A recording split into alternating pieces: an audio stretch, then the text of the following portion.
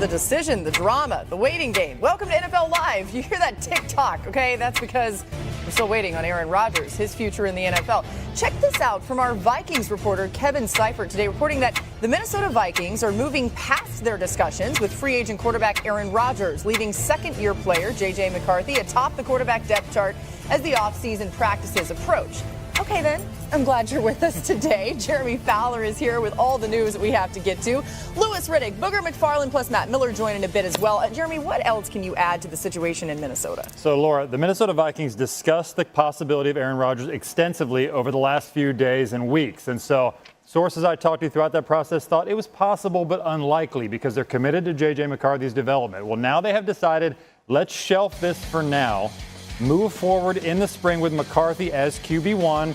Let him get his footing, go through the offseason workouts, see how things go. They haven't totally shut the door on Rodgers if he's still available in a few months. And look, that sets the stage for a potential waiting game of epic proportions if he wanted to go that far to potentially land in Minnesota. But right now, it looks like they would be looking more for that QB2 bridge option, somebody like a Joe Flacco or Jameis Winston that are still out there. All right, so we'll continue to keep our eye on Aaron Rodgers, but let's zero in on the Vikings a little bit more. Louis, you were on the desk at last year's draft when McCarthy was drafted. Remind people of the skill set that he does bring to the table in Minnesota.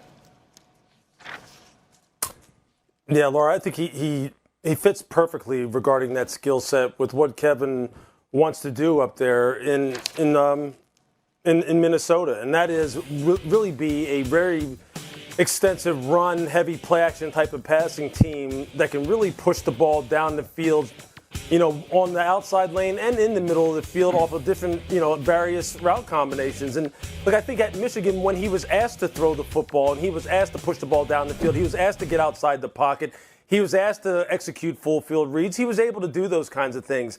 And that's why I think, you know, that coupled with the kind of progression that he showed during the time that he has been in Minnesota before he got injured are some of the reasons why they have nothing but the utmost confidence in him and really in their minds feel comfortable in the fact that they did invest a number 10 overall pick in him and want to move forward with that and don't want to disrupt that, which I think is absolutely the right thing to do. Yeah, we even saw some of it on the field before he got injured. You saw the potential there and what we may see in this offense going forward. Now, as for what's next for Rodgers, Jeremy's starting that timeline. Here's Adam Schefter with a little bit more this morning. He says, quote, nothing related to Minnesota has altered Aaron Rodgers' timeline.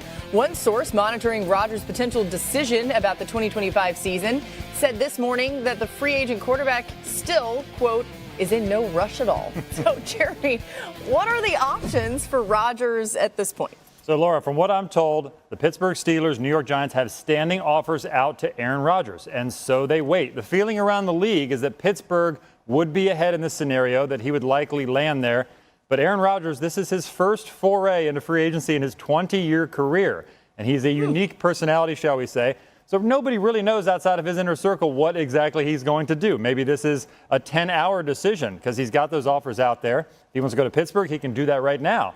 If he wants to wait on a wild card like Minnesota, he could really bleed this out over weeks and months. So I don't expect that largely, but at least that's a wild card that he could tap into.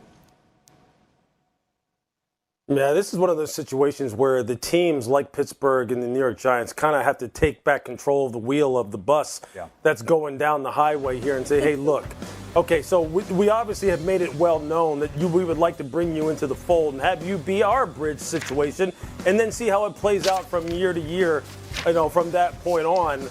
But if you're not going to do that, then they have to obviously look at the rest of what is left in the free agent market and then considering what their draft options are and come up with a strategy for coming up with a long-term answer, which is something that both of these teams have to do anyway, regardless of whether or not Aaron would be there. They both need long-term options. This just kind of like speeds up that timeline or really like makes those conversations even more critical right now instead of going, hey, look, you know what? We have a guy in place. Now we can kind of like take a breath and then kind of formulate what our draft strategy is. Well, now it's going to be like, if I'm them, I'm thinking, okay, who do we think potentially we can get? What is the fit for our organization? Does this seem like a viable option? And are we trying to force something that we don't necessarily want to force simply because we need it? But they really have to have some in-depth conversations now because of his willingness to go ahead and say, hey, look, I'm in no rush. Yeah, to Lewis's point, my sense right now, and again, all this is fluid, but my sense is the Pittsburgh Steelers might be willing to wait a little bit. The Rodgers is their target right now. New York Giants are in the same boat, but do they get impatient? I think that's the team you look at in question because they've already visited with Jameis Winston, Russell Wilson, Joe Flacco. Do they just say, we're going to cut our losses and go with a veteran here? They also, of course, have that high pick in the draft at number 3, so they have options there potentially at quarterback. All right, new on NFL Live, this from Adam Schefter. Some positive news for C.J. Stroud as the Texans are signing free agent tackle Cam Robinson.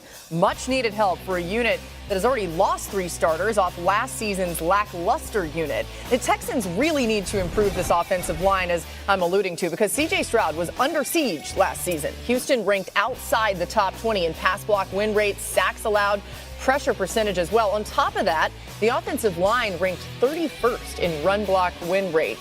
We got Matt Miller here with us today as well. We'll get into the draft a little bit more with Matt, too. But, Lewis, you like this move? Yeah, simply because they need more bodies and they need someone to really kind of like come into the fold here and really like inject some physicality. You see that run block win rate metric right there. I mean, that is something that Cam has always been good at, going back to his days at Alabama, to his days in Jacksonville. At one time when he was with the Jaguars, he was the go-to guy in terms of the side of the line of scrimmage that Doug Peterson wanted to run behind because of his ability to come off the ball and really establish a physical presence, which is something I'm sure that Joe Mixon is saying, yeah, we could use some of that down here in Houston. So, yeah, they need to continue. This is just the tip of the iceberg as far as the kind of thing that they need to go ahead and build out and really kind of retool in regards to their offensive line. There's a lot of work yet to be done. Yeah, as we were seeing them, in free agency, moving on from some of that O-line, Matt, we're thinking, all right, they must have a plan here. They're going to rebuild the O-line in the draft. See Cam Robinson here. But what are their options in the draft?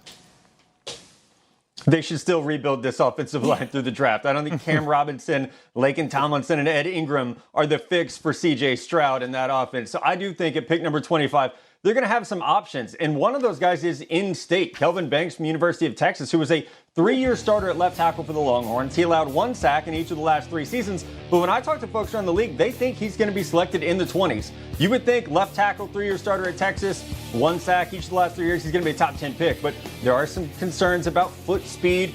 I like Cam Robinson. He is better in the run game than he is in the pass game at this stage of his career. So he could very much be in play there. He's never played any position other than left tackle. I know we're quick to say, oh, he'll just play right tackle for a year or guard for a year. I do think with Kelvin Banks, you could maybe put him at left guard for a year and then eventually kick him out to the left side if you needed. But he is, in my opinion, he's the best true offensive tackle in this draft. But every team I talk to says he's probably coming off the board in the 20s. Yeah, it's interesting with Kelvin Banks. I mean, just covering him a lot at Texas, he's a really hard worker. He's a guy that obviously needs some development, but there's so much to be excited about with his game, and he went up against